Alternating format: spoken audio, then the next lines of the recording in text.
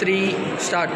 Conclusion வந்து பார்த்தீங்கன்னா share holders தான் வந்து ஒரு கம்பெனியோட ஷேர்ஸ் வந்து ஓட் பண்ணியிருக்காங்க. ஷேர் ஹோல்டர்ஸ் அவங்களுக்கு வந்து ஓட்டிங் ரைட்ஸ் எல்லாமே யார் போர்ட் ஆஃப் டைரக்டர்ஸ் வந்து செலக்ட் பண்ணுற ரைட்ஸும் ஒரு கம்பெனி வந்து ப்ராஃபிட் அதிகமாக மேக் பண்ணாங்கன்னா அவங்களுக்கான ஒரு ஷேர்ஸ் வந்து கொடுத்துருவாங்க.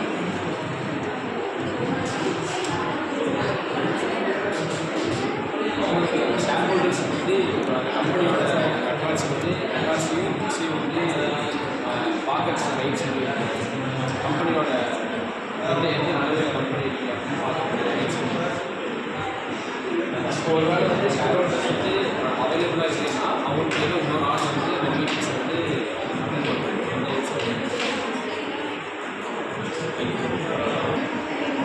ஷேர் ஹோல்டர்ஸ் வந்து டிவிடெண்ட் ரிசீவ் பண்ணுவாங்க. போர்டு வந்து அலோவ் பண்ணிச்சுன்னா டிவிடெண்ட்ஸ் ரிசீவ் பண்ணுவாங்க. ஆல்சோ ஆனுவல் மீட்டிங்ஸ் வந்து அவங்க அட்டன் பண்ணுவாங்க. கான்ஃபரன்ஸாக இல்லை ஆன்லைனாக அட்டன் பண்ணுவாங்க, ஆஃப்லைனாக அட்டன் பண்ணுவாங்க. My name is Vijay, studying second BCom, Dr. S.M. College of Arts and Science. Today my topic is about the rights of shareholders. The particular first right to the right to inspect the company's book and records. Shareholders பார்த்தீங்கன்னா அவங்களுக்கு rights அந்த கம்பெனியோட stocks அதுக்கப்புறம் அந்த records பார்க்கறதுக்கான rights. எதனாலனா shareholders வந்து ஒரு கம்பெனிக்கு இம்பார்ட்டண்ட்டான பர்சன்ஸ். அப்புறம் செகண்ட் பாயிண்ட் வந்து the power to sue the corporation for the mistakes of its directors and officers. இப்போது ஷேர்ஹோல்டர்ஸ் அவங்க வந்து கம்பெனி மேலே கம்ப்ளைண்ட் அந்த மாதிரி கொடுக்கலாம். எதனால பார்த்தீங்கன்னா அவங்க எதாவது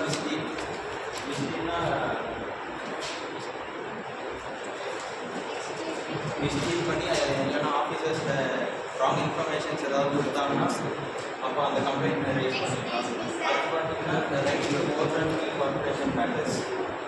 இப்போது ஷேர் ஹோல்டர்ஸ்க்கு வந்து ஓட் பண்ணுறதுக்கான ரைட்ஸ் இருக்குது. Fourth point entitlement to receive dividends if the board decides to pay them. Share ஹோல்டர்ஸ்க்கு அந்த கம்பெனிலேருந்து டிவிடெண்ட் கிடைக்கும். எப்போன்னு பார்த்தீங்கன்னா அந்த போர்ட் டைரக்டர்ஸ் வந்து அவங்களுக்கு பே பண்ணுறதா இருக்குங்களா. இது பாயிண்ட் வந்து right to attend annual meetings either in person or via conference கால்.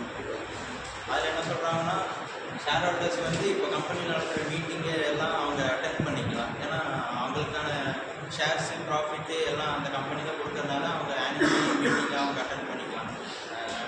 இன் பர்சனாகவும் போய்க்கலாம், கான்ஃபரன்ஸ்லேயும் அவங்க பண்ணிக்கலாம்.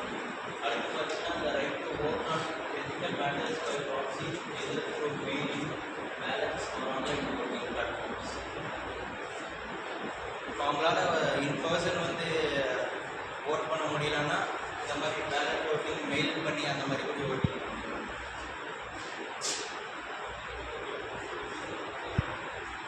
The right to claim proponent allegations of proceeds including company litigation.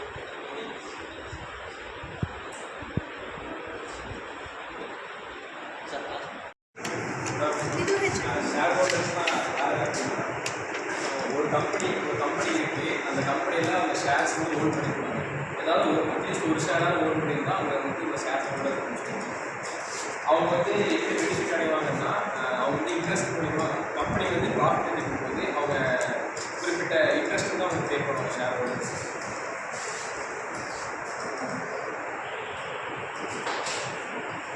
இப்போ வந்து ஒரு கம்பெனி வந்து மணி வந்து லாஸ் ஆச்சுன்னா, ப்ரைஸ் லாஸ் ஆச்சுன்னா அது வந்து ஷேர் ஹோல்டர்ஸுக்கும் வந்து ஒரு லாஸ் மாதிரி தான் வரும்.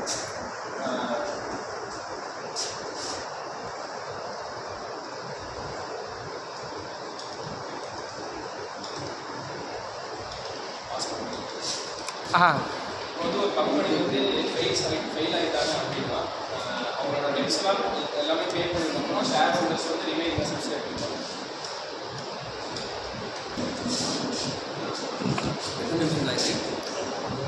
அவ்வளோதான் இருக்கா? டேய் கொஞ்சம் நீளம். Hi, my name